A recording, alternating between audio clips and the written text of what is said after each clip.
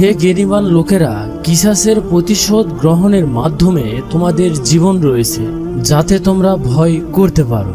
মূলত ঈমান আনার অর্থ হলো এই কথাকে স্বীকৃতি দেওয়া, আল্লাহ ও তার রাসূল সাল্লাল্লাহু আলাইহি ওয়াসাল্লামের কথার উপর আমাদের কোনো কথা নেই। আর আল্লাহ ও তার রাসূল সাল্লাল্লাহু আলাইহি ওয়াসাল্লাম যখন কোনো বিষয়ে চূড়ান্ত ফয়সালা দান করেন, আর তখন কোনো মুমিন পুরুষ ও মুমিনী নারী নিজেদের বিষয়ে কোনো এখতিয়ার বাকি থাকে না। আর কেউ আল্লাহ ও তার রাসূল সাল্লাল্লাহু আলাইহি ওয়াসাল্লামের অবাধ্যতা করলেই সেই তো সমস্ত গুমরাহিতে পরিণত হয়।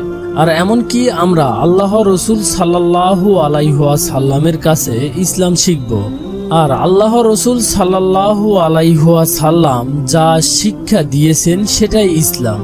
আল্লাহ রাসূল সাল্লাল্লাহু আলাইহি ওয়াসাল্লাম মাগরিবের ফরজ নামাজ পড়ছেন 3 রাকাত, আর আমরা যদি 5 রাকাত পড়ি তাহলে সেটা কি কবুল হবে?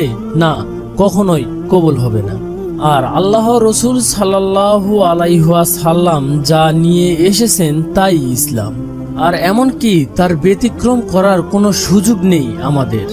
আর এমনকি মহান আল্লাহ তাআলা পবিত্র কোরআনে বলেন, রাসূলুল্লাহ সাল্লাল্লাহু আলাইহি ওয়াসাল্লাম তোমাদের যা দেন তাই গ্রহণ করো, আর যা থেকে তোমাদের নিষেধ করেন তা থেকে বিরত থাকো।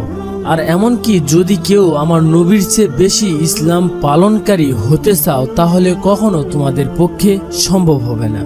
আর প্রিয় নবীর চেয়ে বড় মুত্তাকি হওয়া অসম্ভব। তিনি যতটুকুই বলেছেন ততটুকুই ইসলাম, আর এমনকি তিনি যা করতে বলেছেন তাই ইসলাম। একবার 3 জন সাহাবী নবী করিম সাল্লাল্লাহু আলাইহি ওয়াসাল্লামের আমল জানার জন্য তার স্ত্রীদের কাছে গেলেন। আর এমনকি তখন তারা নবী করিম সাল্লাল্লাহু আলাইহি ওয়াসাল্লামের আমল সম্পর্কে সাহাবীদের অবহিত করলেন।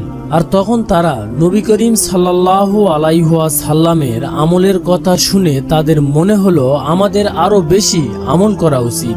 আর এমনকি তারা নবীজির সমপরিমাণ আমলকে তারা নিজেদের জন্য যথেষ্ট মনে করলেন না। আর এমনকি তারা ভাবলেন নবীজির সাথে তো তাদের উদাহরণ চলে না। আর এর কারণ নবী করিম সাল্লাল্লাহু আলাইহি ওয়াসাল্লামের সামনের ও পিছনের সমস্ত গুনাহ মহান আল্লাহ তাআলা মাফ করে দিয়েছেন। আর এমনকি তারা আরো বলেন নবী করিম সাল্লাল্লাহু আলাইহি ওয়াসাল্লাম যদি এই আমল করেন তাহলে তো আমাদের আরো বেশি বেশি আমল করতে হবে। এরপর তারা এসব ভেবে 3 জন 3টি সিদ্ধান্ত নিলেন। এরপর একজন বললেন, আমি সারা জীবন রাতভর নামাজ আদায় করতে থাকবো, রাতে কখনো ঘুমাবো না।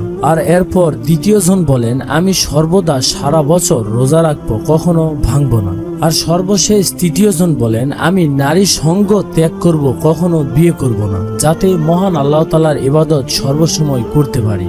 আল্লাহ রাসূল সাল্লাল্লাহু আলাইহি ওয়াসাল্লাম যখন তাদের এই পরিকল্পনার কথা শুনলেন, আর তখন আল্লাহ রাসূল সাল্লাল্লাহু আলাইহি ওয়াসাল্লাম বলেন, আল্লাহর কসম, আমি তোমাদের চেয়ে অনেক বেশি আল্লাহকে ভয় করি এবং তার অনুগত করি। আর আল্লাহ রাসূল সাল্লাল্লাহু আলাইহি ওয়াসাল্লাম তাদেরকে বলেন, আমি রোজা রাখি এবং রোজা রাখা থেকে বিরত থাকি। আর এমনকি আল্লাহ রাসূল সাল্লাল্লাহু আলাইহি ওয়াসাল্লাম তাদেরকে আরো বলেন, আমি রাতে যেমন নামাজ পড়ি তেমনই ঘুমাই, আর আমি বিয়েও করেছি। আল্লাহ রাসূল সাল্লাল্লাহু আলাইহি ওয়াসাল্লাম তাদেরকে শুনিয়ে দিচ্ছেন, তোমরা যেগুলো থেকে বিরত থেকে আল্লাহর অনুগত করতে চাও সেগুলো করে আমিও আল্লাহর অনুগত করেছি এবং তার সবচাইতে প্রিয় ভাজন হতে পেরেছি। আর এমনকি নবী করিম সাল্লাল্লাহু আলাইহি ওয়াসাল্লাম এরপর তাদেরকে শুনিয়ে দিলেন কঠিন হুঁশিয়ার, যারা আমার সুন্নত থেকে বিমুখ হয়ে থাকবে তারা আমার দলভুক্ত নয়। নবী করিম সাল্লাল্লাহু আলাইহি ওয়াসাল্লাম যেটাই শিখিয়েছেন সেটাই চূড়ান্ত বুজুর্গি। এর কারণ এর বাহিরে কোনো প্রকার বুজুর্গি হতে পারে না। আর তাই সকল কাজে আমরা আল্লাহ ও তার রাসূল সাল্লাল্লাহু আলাইহি ওয়াসাল্লামের দেখার মতো পথকে অবধারিত হিসাবে মেনে নেব, আর এতে নির্ধারিত রয়েছে চূড়ান্ত সফলতা।